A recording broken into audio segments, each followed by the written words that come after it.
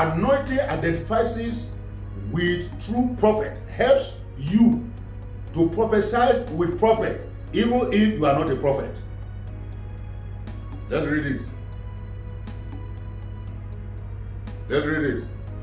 First Samuel, chapter 10. Look at what it says.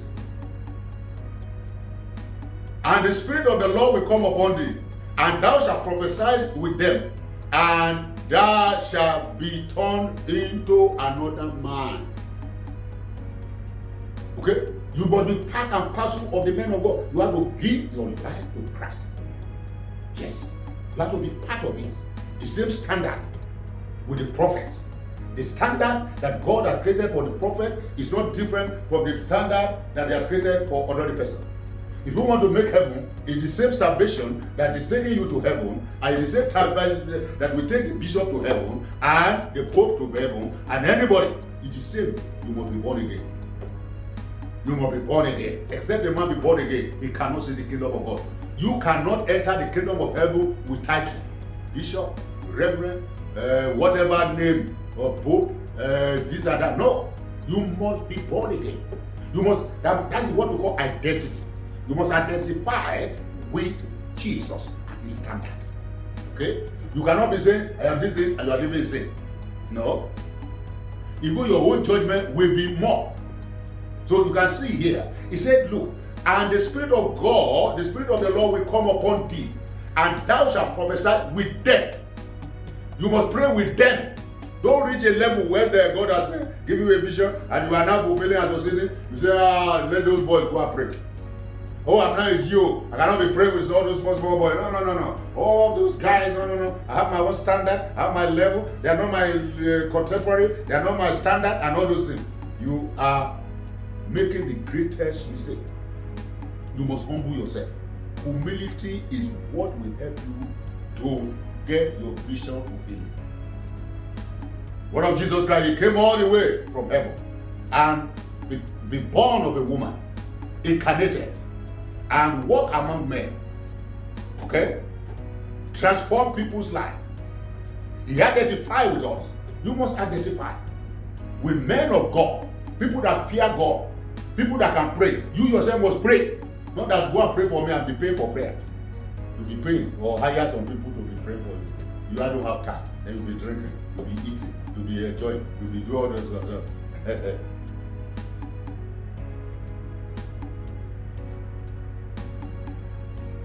Next, I want you to listen.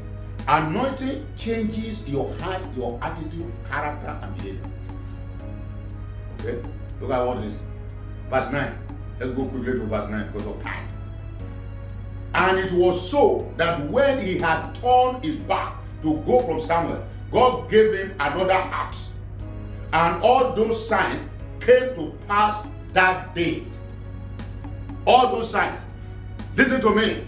If anybody prophesies to you, whether at national level, hey, this is what is going to happen, you are going to win election, this and this, and you do not win, that man is a false prophet. Anybody that tells you, is that what the Bible says? Okay? When Moses told them, he said, go and tell the people, anybody that prophesies and it does not come to pass is not a prophet. It doesn't have the anointing of a prophet. It's clear and simple. Clear and simple. Oh, this is what will happen. This is what didn't happen. And some people will give you date, time, and number, and it didn't come to pass. Is he a prophet? No. No matter how eloquent or the very eloquent and smooth mouth that they polish it and all. No, it's not by that. It's by anointing. And anointing comes by the power of the Holy Spirit. You must connect with the Holy Ghost. You must. You just must. You must. Look at what happened. You see? And it was so, okay, that when he had turned his back to go from somewhere, God gave him another heart, and all those signs came to pass. And when they came thither to him, behold, a company of prophets met him, and the Spirit of God came upon him, and he prophesied among them. And it came to pass, when all that knew him before time saw, behold, he prophesied among the prophets. What did they say? Then the people said, one to another, what is this that is come upon the son of peace? Is Saul also among the prophets? Well, not the prophet, but the anointing. Anointing will make you what you are not. Yes, anointing will make you. It's the anointing that will make you. It's the anointing that will bring it to pass. It's the anointing that will direct. It's the anointing that will strengthen you. It's the anointing that will make you to get direction, and men and women that will help you, that will lead all your hand. Destiny helper, destiny connection is the anointing. Every connectedness that you need for the vision, okay, come by God's direction, guidance, and wisdom. Next, anointing brings public recognition. Anointing brings public recognition. Let's look at verse 26. And Saul also went home to Gibeah, and there went with him a band of men whose heart God has touched. So if you read it, okay?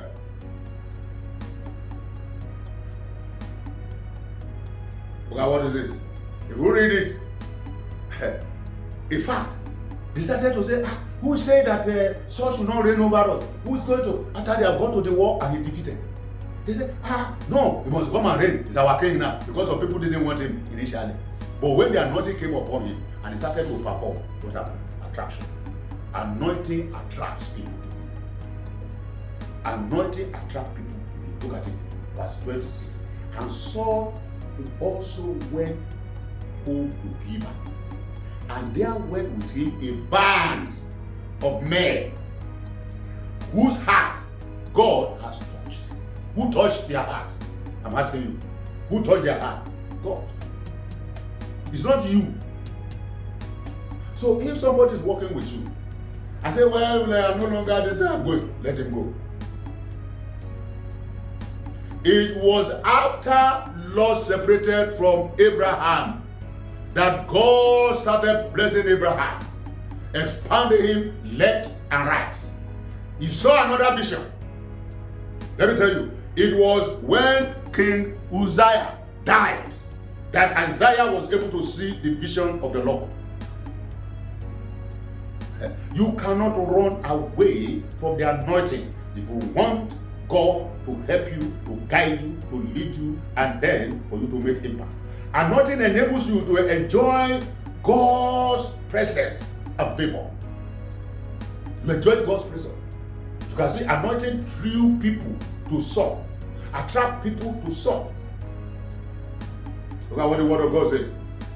But the children of Belial said, how shall this man save us? And they despised him and brought him no present. But he held his peace. He held his peace.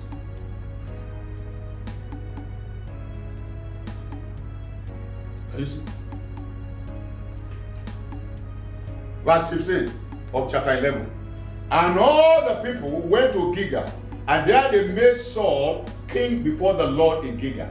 And there they sacrificed sacrifices of peace offering before the Lord. And there Saul and all the men of Israel rejoiced greatly. When God gives you a vision, you become a blessing to others. And people will rejoice as a result of the anointing of the vision.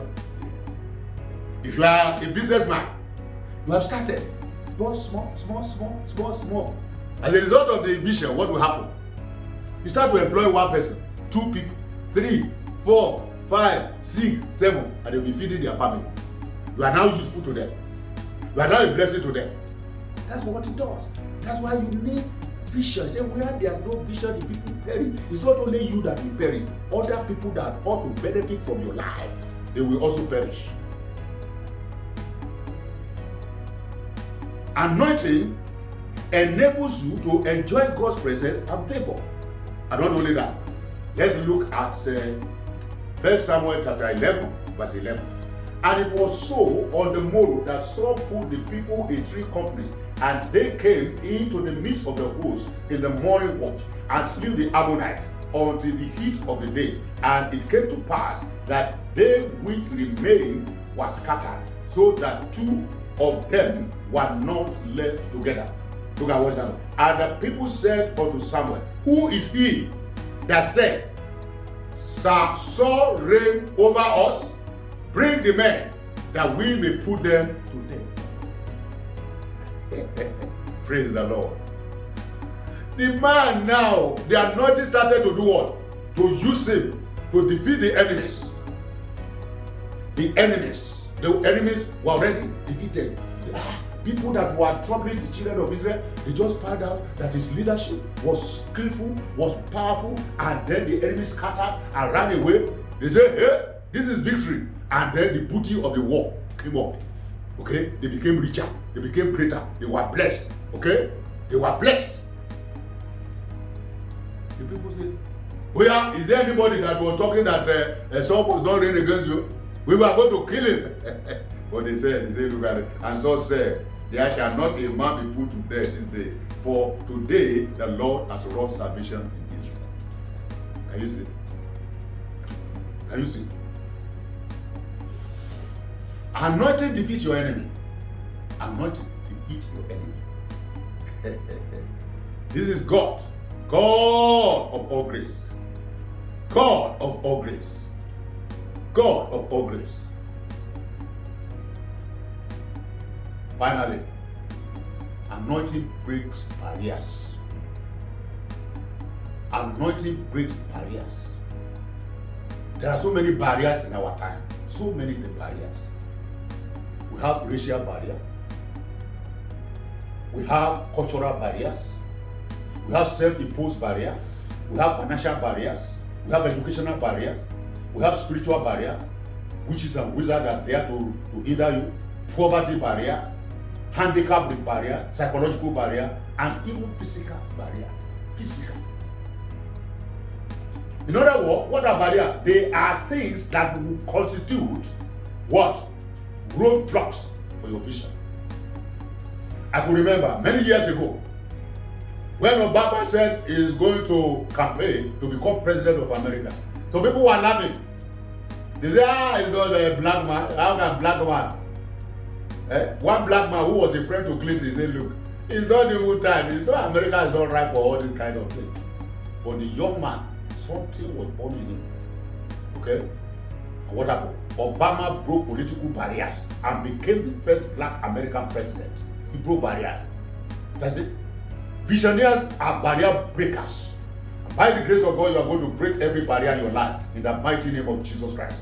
Every barrier, every opposition, every satanic host of hell that have made you stagnant, you are going to move forward. Every vision that has vanished away, it shall be restored by the power of the Holy Spirit in the mighty name of Jesus Christ. The Bible says, weeping may endure to the night, surely there shall be joy in the morning. Yes, you are going to recover all. You are going to pursue that vision. You are going to pursue that vision. You are going to recover all. And not only that, by the time you recover all, you are going to share with other people. That's what David did. When he pursued and overcame and possessed everything, he shared.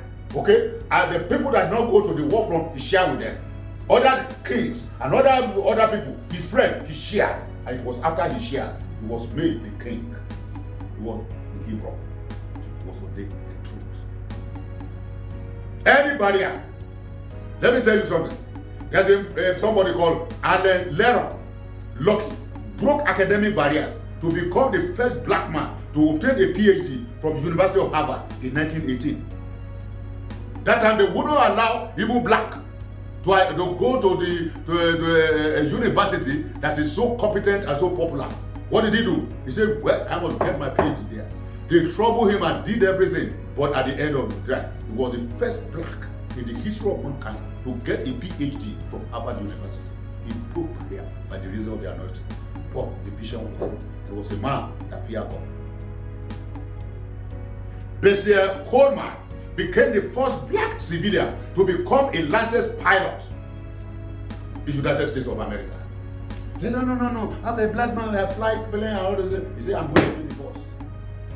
Passed through all the processes with all the hurdles and the barrier. She made it. Look at another, Shirley Chisholm, fought for gender equality in the United States. She was the first African American woman to be in Congress in 1969. Maria Berekas. That is vision. Visionaries. Yes. You will see that visionaries are always the first. The first to do this, the first to do this, the first to do this. So people, in fact, there was a story I read. They said they sent somebody to one village or to one city to go and market shoes. So when you go there, you discover that nobody is wearing shoe. He came back and said, we can't make anything, ₦1, nobody's wearing shoe there. I came back. They sent another person. When the person saw that, these people are not wearing shoe.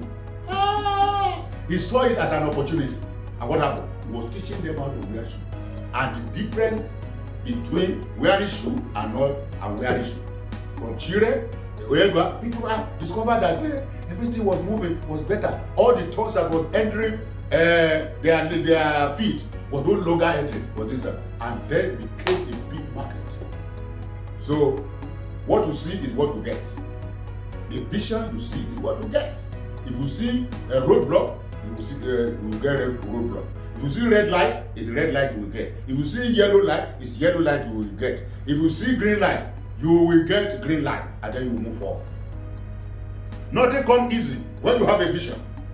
You will have to fight what is legally yours. Look at what a quote from one great man, one great leader that America produced. President Ronald Reagan said, there are no constraints on human mind, no walls around the human spirit, no barriers to our progress except those we ourselves erect. I read it again, I quote again.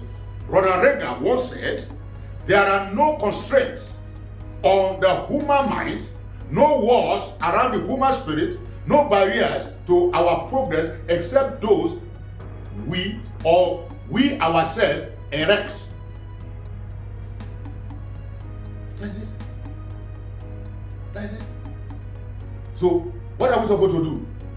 We must break barrier by the anointing.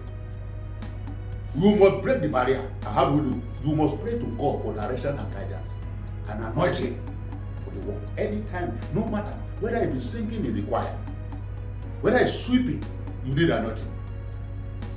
Yes. Any assignment that God gives you. Are you starting a company? You need anointing for it. Are you traveling by air? You need anointing to travel. Are you looking for a wife? You need anointing to be a good wife. Are you looking to be a good husband? You need anointing to be a good husband. Are you, what is it in the field of business, in academics? Okay?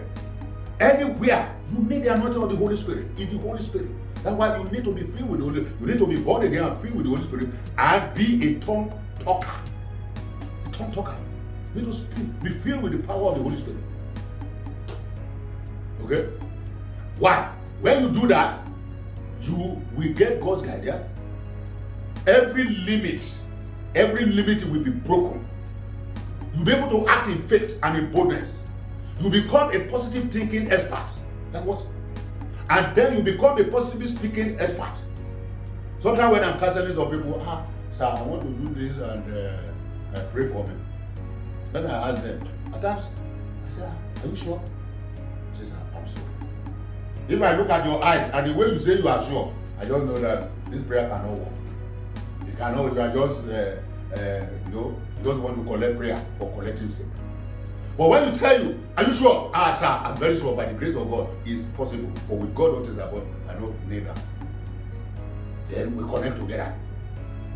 So anointing helps you to build bridges. That's it. All the bridges that have been broken down. That's why we're talking about visiting, vanishing, what? Vision. They say, I know, cannot do this. Hey, it's too late. We should have done it 10 years ago. We should have done this and this. Jesus is the same yesterday, today, and forever. Now, faith is. Now, faith is. Do you know it was during COVID-19 that one of our branches, one of our young pastors, bought land and built a brand new church? What are we talking? So people are busy talking COVID, this and that. Some people, they are busy with their phone. We are I saw this. Hey, I saw this preacher. This was said, Holy God, read social news. This and that. Somebody was busy walking and praying and asking God, use me to lead this period. Somebody was busy winning souls. Somebody was busy praying and fasting. Somebody was busy memorizing Bible verses. Somebody was busy traveling. Then you are doing. Are you going to get the same result? It's not possible. You can't get the same result. A student that studied very well and the one that was playing games and playing football, okay, you can't get the same result. So that is it. Eh? Let me tell you, ease is the greatest threat to progress than hardship. Ease is the greatest threat to progress than hardship. And the only thing that can help you is the anointing. You need the anointing to break barrier. You need the anointing for guidance. Okay? I've just quoted for you what President Ronald Reagan said. He said, there are no constraints or on the human mind, no walls around the human spirit, no barriers to our progress except those we ourselves erect. So, and the Bible says with God all things are possible. If you are seeing some people today, hey, this person, hey, God has blessed him, God has done this, God has done that, and others. He sought for God. God neglected him. And the anointing upon this young David killed Goliath. Goliath brought Goliath down. When they were there, hey, Goliath, this and that, a small boy, because of the anointing, David brought him down to nothing. Say, who is he? All some people see, hey, Goliath, they are come again. They are come, hey, they are come. And then go. Some people say, Kai, this person is too big. So my wall, my stone cannot miss him. My stone cannot miss him. While other people are running away.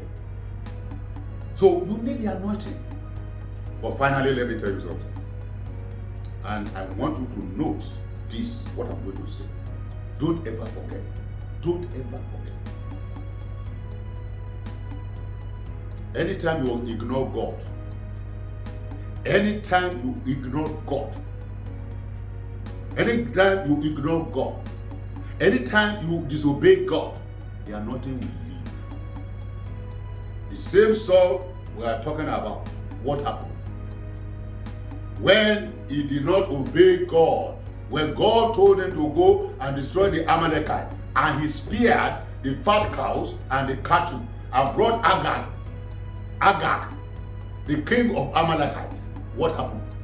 Someone said, what have you done? He said, I have killed them, I have finished. He said, who is this man? He says, Agag. What of all those cattle? He said, well, for sacrifice.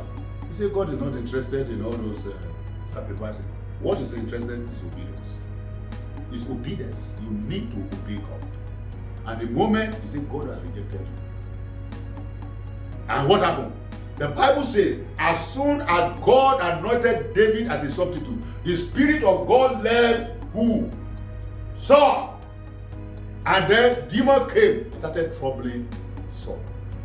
And David started moving forward and forward and forward. Until he became the king of Judah. And he became the king of the entire Israel. That's what the anointing does. When God gives you a vision, He will give you anointing for direction and guidance. God bless you. If you have a question, send it to me. But I love you. May God help you that your vision will become an institution. Yes, that you will benefit. Your wife will benefit. Your children will benefit. The world, the community where you live will benefit. Everywhere will benefit. Because without vision, the people perish. And by the grace of God, they are not going to perish. I love you. But remember something. Remember something. Anywhere you are traveling to, and the road is rough, what will happen? Your steering wheel will be shaking. Will be shaking. And your vehicle will almost try to enter the bush. But what do? You turn it back. You turn it back. You hold your